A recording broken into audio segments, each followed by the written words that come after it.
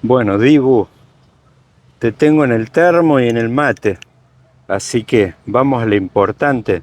Sí, si lo tocan a Scaloni, qué quilombo se va a armar.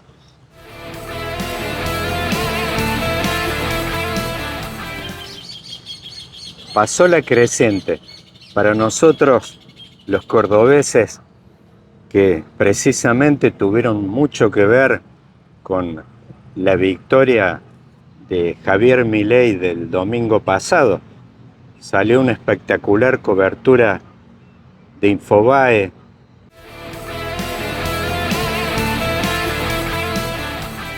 de los resultados donde se ve la influencia que tuvo Córdoba, no solo Córdoba, sino toda la región centro. Córdoba, Santa Fe y Mendoza, ahí obtuvo la lista de Milei una diferencia de 2 millones de votos sobre la de Unión por la Patria. Y cuando digo 2 millones de votos, para dimensionarlo, eso tiene la magnitud de La Matanza más Lomas de Zamora combinada. Un dato importante, y también para tener en cuenta y analizar por ahí elecciones pasadas y lo que puede venir de acá en adelante. Se pueden ensayar proyectos nacionales dándole la espalda a esta decisiva región centro, no solo para hacer las diferencias, sino para neutralizar partidos decisivos del conurbano bonaerense.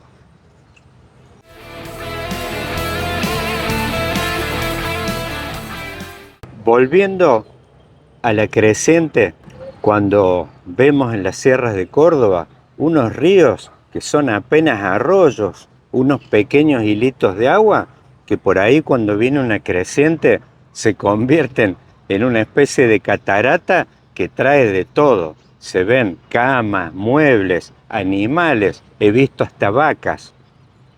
Pues eso ya pasó y se llevó puesto el sistema político pergeñado después de la crisis de la convertibilidad de 2001.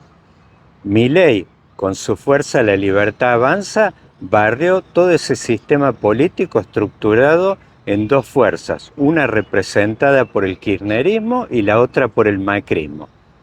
En la primera vuelta ya Milei se había fagocitado a Juntos por el Cambio y después en este balotaje barrió, entró en muchas de las feligresías de Unión por la Patria.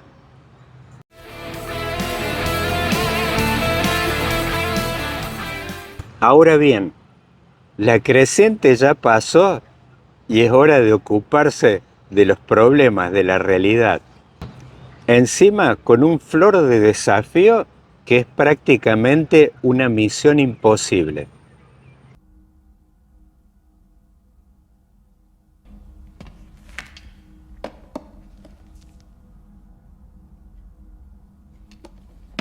¿Cómo hacer cirugía mayor sin un estallido previo, como ocurrió después de la crisis hiperinflacionaria de 1989 o después del Big Bang de la convertibilidad de 2001? Los grandes estallidos facilitan dos cosas. Por un lado, no hay que explicarle nada a nadie. Y por el otro lado, todos los lobbies están mansitos. Las crisis tienen ese poder, dejan exhaustos y atomizados a muchos intereses y actores políticos, empresariales, medios de comunicación que en esos momentos concurren, le tocan la puerta al poder político con la escupidera en la mano. Ya lo vimos, por ejemplo, en 2001, una historia muy conocida, el grupo Clarín impulsando una protección encuadrándose en una ley de industrias culturales que precisamente lo que evitó fue de que ese grupo pasara a manos de sus acreedores que estaban en el extranjero en ese momento.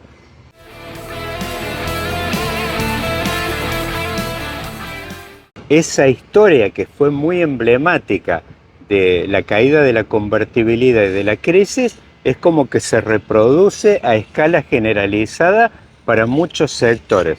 Los gremios se encuentran con que los trabajadores a los cuales protegen o representan se quedan con salarios reales tirados por el suelo.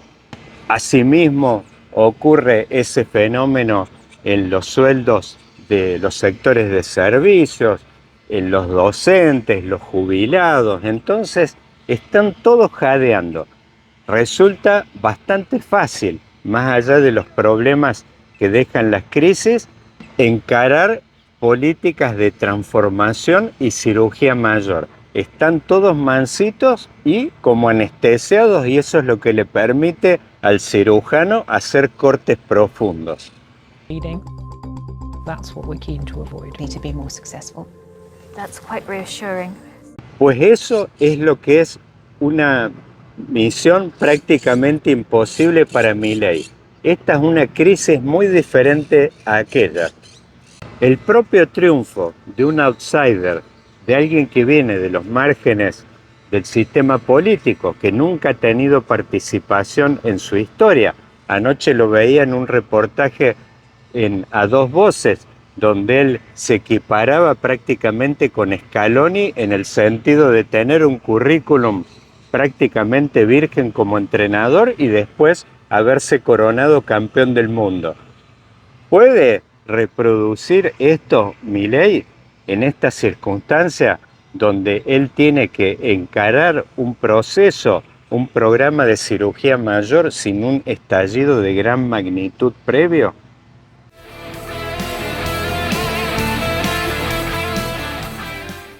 Crisis hay, sin duda, si no, Milei no sería presidente, pero esta crisis tiene una configuración muy diferente a aquellas. No ha habido ningún estallido de gran magnitud, no ha sido precedida como en el 2001. Yo en aquel momento vivía a 1,5 cuadras de Plaza de Mayo y no fue un día el estallido, fue un proceso de 2 o 3 años, todos los días con cortes de calle donde venían los piqueteros, la corriente clasista y combativa, los camioneros, marcha de los motoqueros, los discapacitados.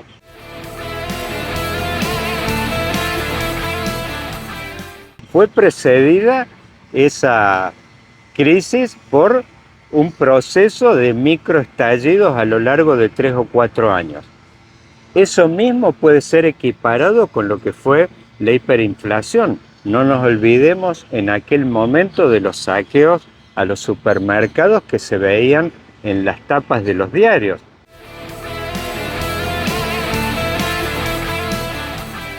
Entonces, en esos procesos donde hay caos, precisamente la sociedad demanda orden y es como que está dispuesta a apoyar regímenes, gobiernos que plantean un estado de excepción.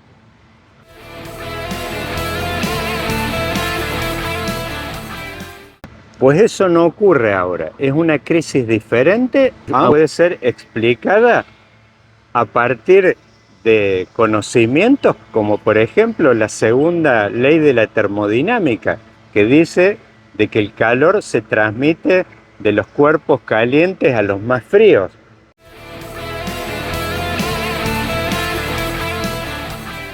Precisamente este proceso de crisis que estamos viviendo actualmente es como que nos han hervido como las ranas. De a poquito, de a poquito, de a poquito nos encontramos en esta situación donde la sociedad, el electorado, los ciudadanos que son los que se han levantado y le han dado el triunfo a Milei. Yo lo viví, es la primera vez que voy a fiscalizar en mi vida. Fui acá a un partido del conurbano a José Cepaz y lo hice como ciudadano.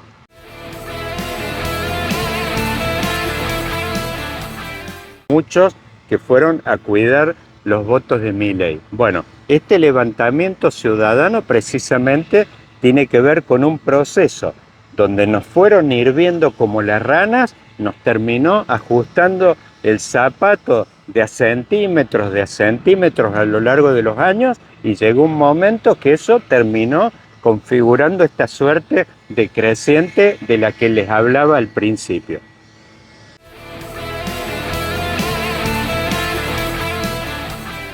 Pero no quería dejar de resaltar esta característica de esta crisis. Es como una crisis fría.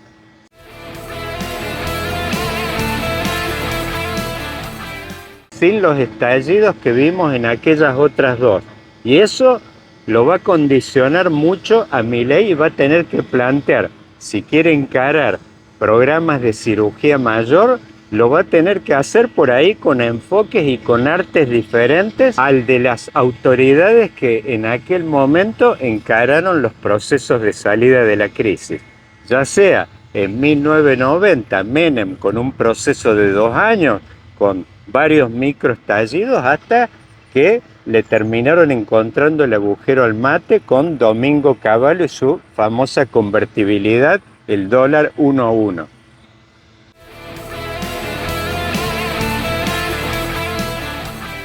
De igual forma, en el 2001 también, con toda la sociedad y los actores políticos y empresariales jadeando, bueno, eso le permitió a Duhalde encarar un proceso de estabilización y de reorganización y de varios cambios profundos con el equipo comandado por Remezlenikov.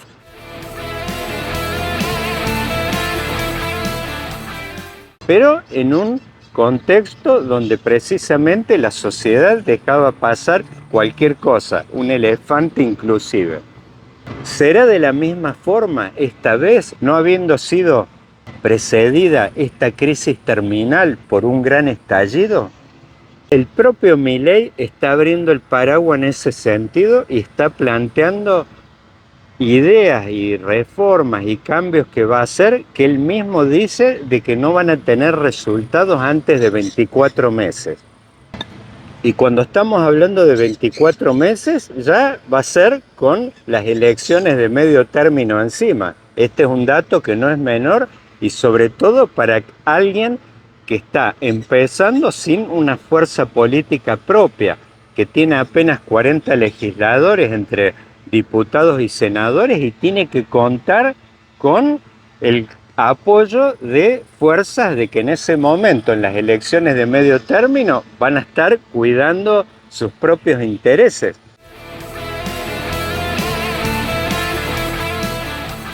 Entonces, ¿en qué medida esas fuerzas que él necesita para poder hacer estas transformaciones le van a dar apoyo y van a terminar dando la cara cuando ellos tengan precisamente de que estar jugando sus propias bancas y su propio futuro para las próximas elecciones de 2027?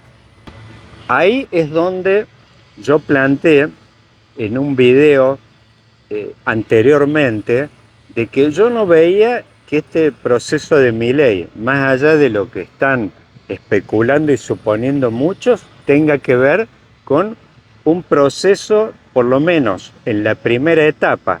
Quizás uno debería pensarlo de otra forma en el caso de que él pueda obtener su reelección en 2027. En esta etapa yo no veo más que un proceso donde él quizás pueda plantear ideas, un nuevo marco cultural, un nuevo Zeitgeist, esa palabra alemana que refleja perfectamente como un nuevo espíritu de época.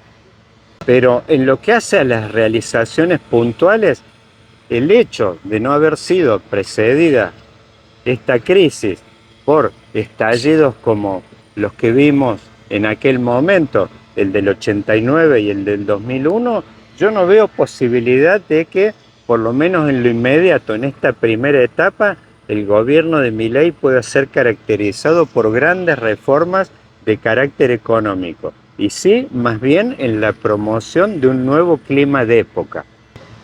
Detengámonos un minuto en un detalle que él se identifica y suele hacer mucha referencia y alusión a Ronald Reagan y a Margaret Thatcher. En ese aspecto, si uno analiza en detalle, se va a aquella época, hablaban en aquellos años de la Reaganomics. Fue un tema que yo analicé bastante en detalle en mi libro Estados Unidos versus China, Argentina en la nueva Guerra Fría tecnológica.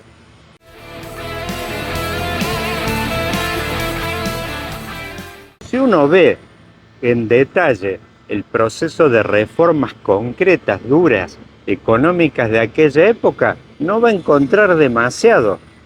Hubo una reforma tributaria que, si uno se fija en detalle, bajó los impuestos para determinados contribuyentes, pero subió los impuestos a las sociedades y a las empresas.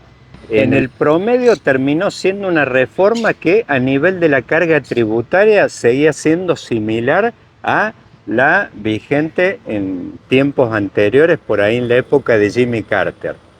Por otra parte, también impulsó algunas reformas que tuvieron mucho impacto, pero después a largo plazo y a futuro. Hay un personaje bastante olvidado que hoy está vivo, con más de 90 años, que es Alan Greenspan, que fue mandamás capo de la Reserva Federal durante muchos años, prácticamente hasta la crisis financiera de 2008.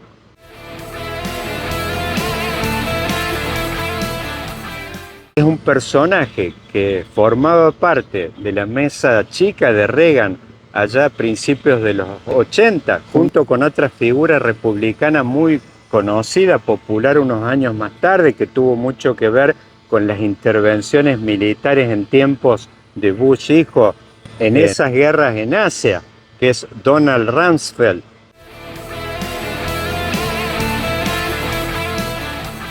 En aquel momento impulsaron algunas reformas que tuvieron que ver con la posibilidad, por ejemplo, de que las cooperativas, ciertas asociaciones mutuales se involucraran en todo lo que era el proceso de obtención de créditos hipotecarios y que pudieran canalizar por ahí el ahorro de los pequeños contribuyentes.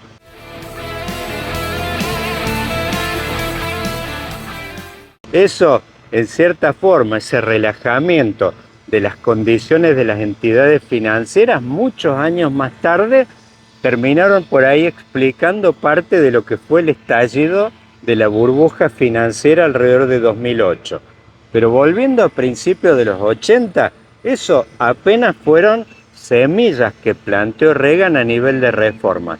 Y después otra, que también fue decisiva, muy importante y que tiene mucho que ver con el autoabastecimiento energético de Estados Unidos, pero también muchos años más tarde, después de 2008, que es la desregulación de todo lo que tenía que ver con la política energética.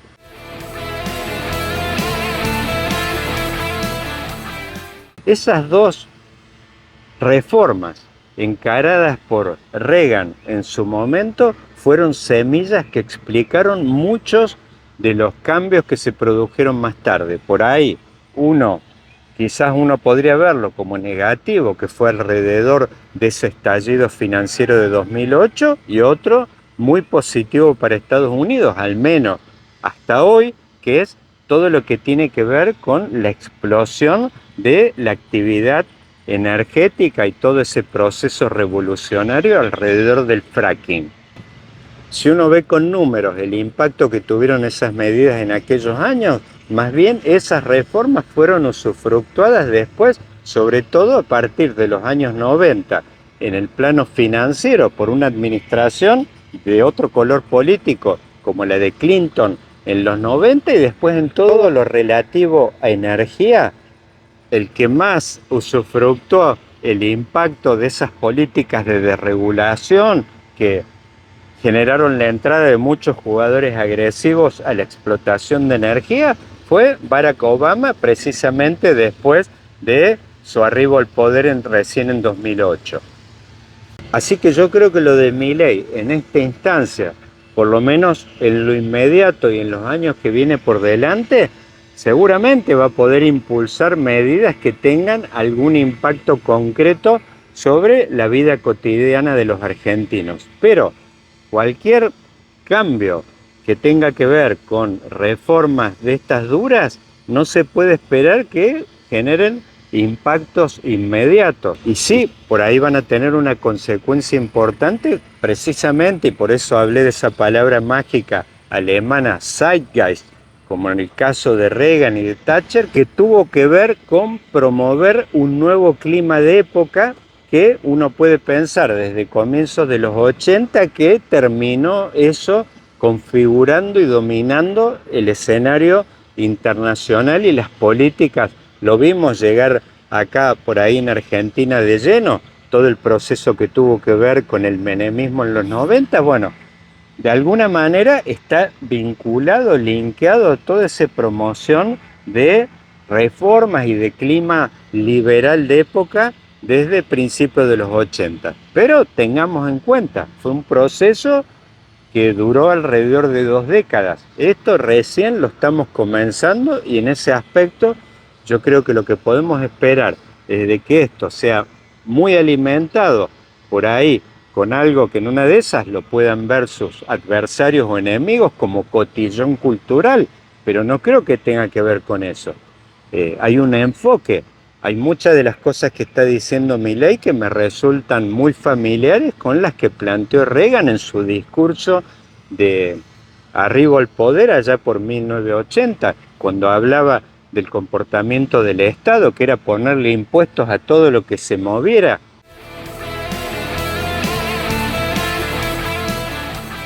Estamos viendo unos 40 años más tarde con este discurso de Milei. Ahora, si vamos a lo de aquella época, y que fue tremendamente exitoso, no podemos pensar de que Reagan y Thatcher no hayan sido artífices, como que moldearon aquel tiempo en cuanto a la vigencia de nuevas ideas y de políticas, y tuvieron una influencia determinante en lo que fue el proceso de caída del muro de Berlín a final de los 80. De todas maneras, ellos, más allá de la potencia, con las ideas y la promoción de nuevas políticas, esto apenas terminó viéndose en el plano material a lo largo de varios años. Así que yo creo que no podemos esperar otra cosa y hay que ver ahí justamente el gran desafío de Milei es en qué medida logra instalar a nivel cultural y por supuesto teniendo un delivery,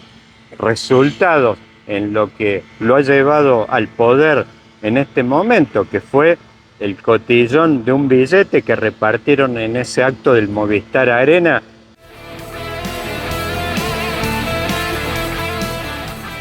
Con un billete de $100 donde estaba la cara de él junto con la de Victoria Villarruel. Bueno, va a ser a ver en qué medida tiene éxito arte y cintura política para instalar este proceso de cambio. Tiene una faceta cultural importante, por eso usé la palabra zeitgeist combinada con resultados. A ver si logra mantener el acompañamiento que les decía en esa cobertura de Infobae con el análisis de resultados.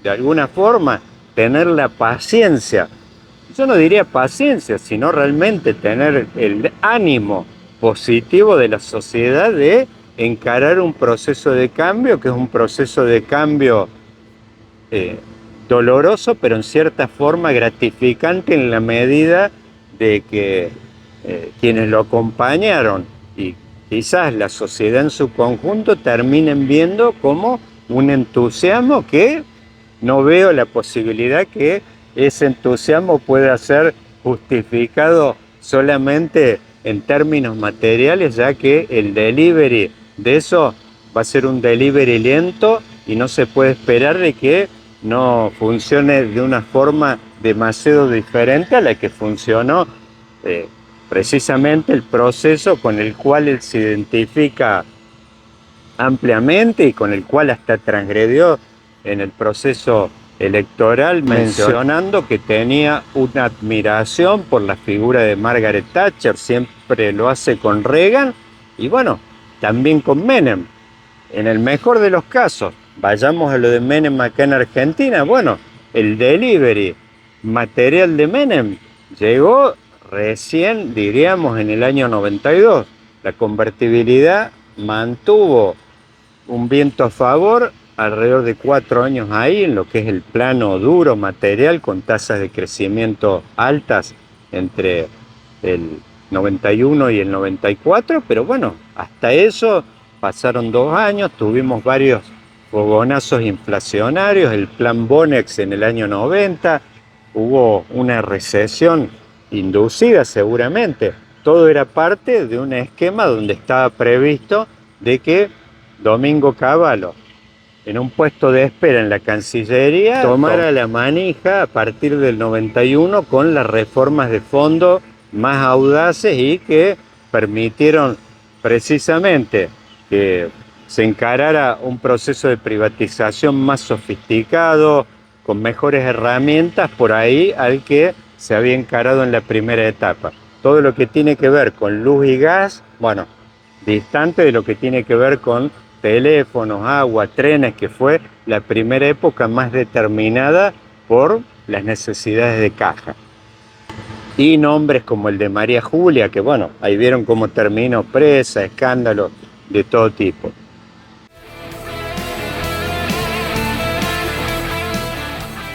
Cambio, sin duda. Ahora, va a ser un mix justamente de promoción de nuevo clima de época junto con delivery de algunas medidas puntuales. Esto me parece que Milei lo tiene claro, cuando muchos dicen, no, pero ¿qué sentido tiene que privatice la TV pública, Telam, que quién le puede comprar eso? Bueno, con lo de YPF ahí ya sé hay algo más duro, pero bueno, habla de trenes, anoche habló también de agua. Bueno, todas esas cosas creo que tienen que ver con esto. No creo que le resulte muy fácil en muchos casos.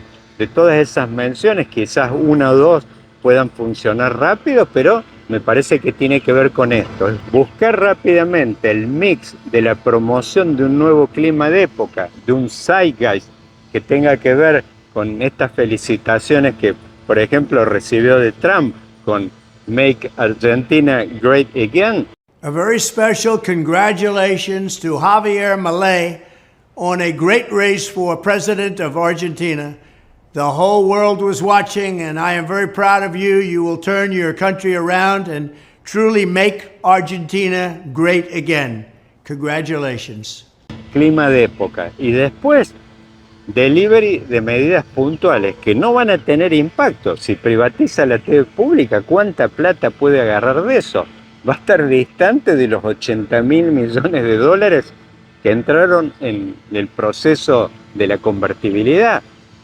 No nos olvidemos de que eran tiempos del consenso de Washington, pero el uno, no el que está vigente ahora, que tiene que ver con protección, los estados como Estados Unidos, vimos con Trump. Trump ha promovido políticas America First.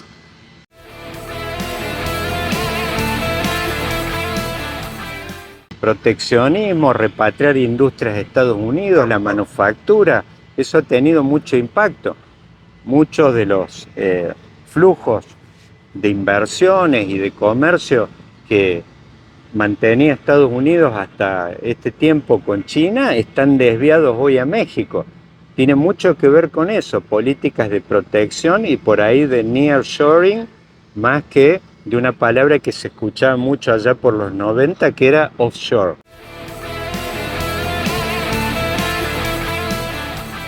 Ahora es una época donde predomina un nuevo consenso de Washington.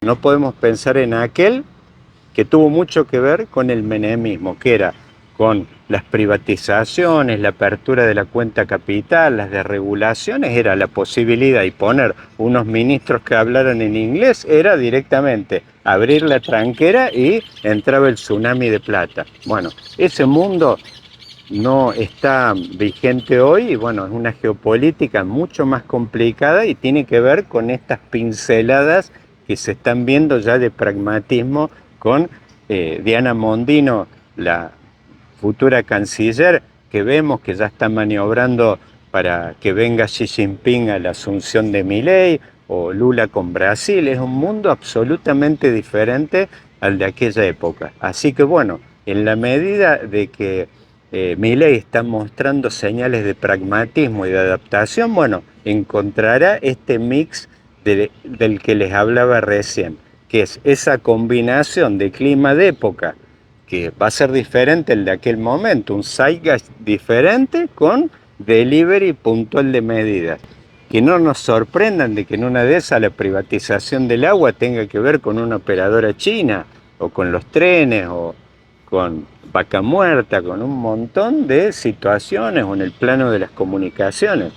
Así que yo creo que esto Milei lo tiene claro, pero no podemos esperar más que eso, que esto, al menos en el arranque, sea la combinación de un nuevo clima cultural de época con medidas delivery puntual de medidas que tengan impacto y con el cual Milei quizás en la elección de medio término y después en la búsqueda eventual de una reelección en 2027 le pueda ir a explicar a la sociedad, me acompañaron, hasta ahora no les di tanto, pero cambió la época, cambiaron los valores y mostré algunas pinceladas de lo que viene. Un Apple Store, del cual se hablaba mucho en tiempos de Macri, la importación de tecnología, que aparezcan muchos celulares, computadoras. Hemos visto cómo se ha dificultado mucho la posibilidad en estos años de acceder a tecnología. Bueno, eso puede ser un delivery puntual material.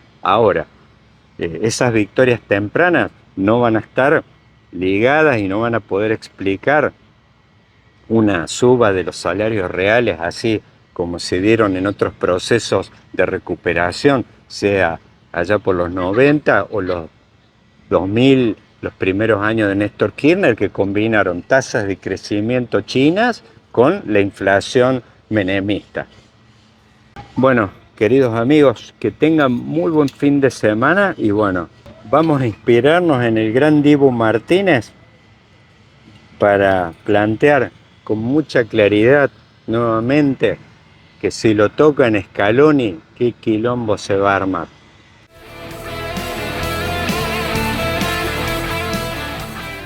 A estirarnos un poco, que hace bien el cuerpo, tenerlo bien firme, respiración y paz, que vamos a necesitar mucha paz espiritual interna. Vienen tiempos turbulentos.